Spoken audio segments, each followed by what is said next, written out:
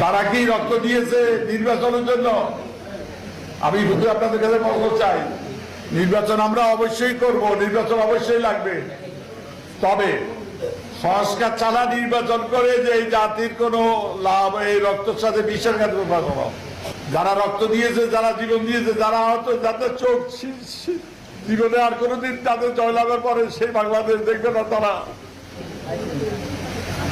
আহত শত শত, নিহত শত শত,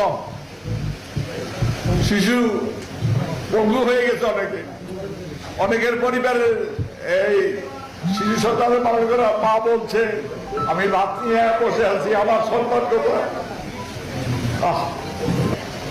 নির্বাচন আমরা অবশ্যই করব, তবে যারা রক্ত দিয়ে, জীবন দিয়ে, প্রাণ দিয়ে, পঙ্গু হয়ে আমাদেরকে মুক্ত করেছে স্বৈর শাসনের হাত থেকে, বেশিরভাগী স্বৈরাচারের হাত থেকে, কর্তৃত্ববাদী সরকারের হাত থেকে, তাদের রক্তের প্রতি যদি শ্রদ্ধা দেখাইতে হয়, তাহলে সংবিধান সংস্কার এবং শাসন পদ্ধতি, রাষ্ট্র ব্যবস্থা মেরামত করতে হবে।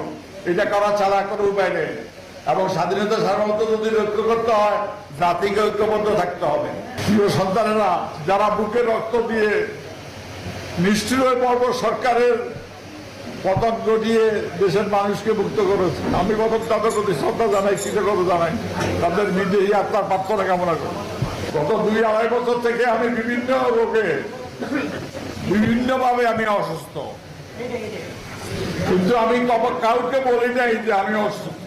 আমি শুধু সৃষ্টিকর্তাকে বলেছি, এই স্বৈরাচারী নমরুদ যারা এদেশে সাধারণ। বাবা এখন কোথায় জানো?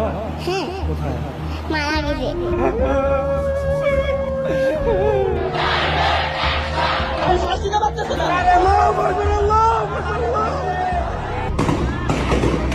মানুষকে গত 15 বছর থেকে অত্যাচার করতেছে, তাদের মৃত্যুর আগে যেন, তাদের বিদায়ের আগে যেন আমার মৃত্যু না হয়।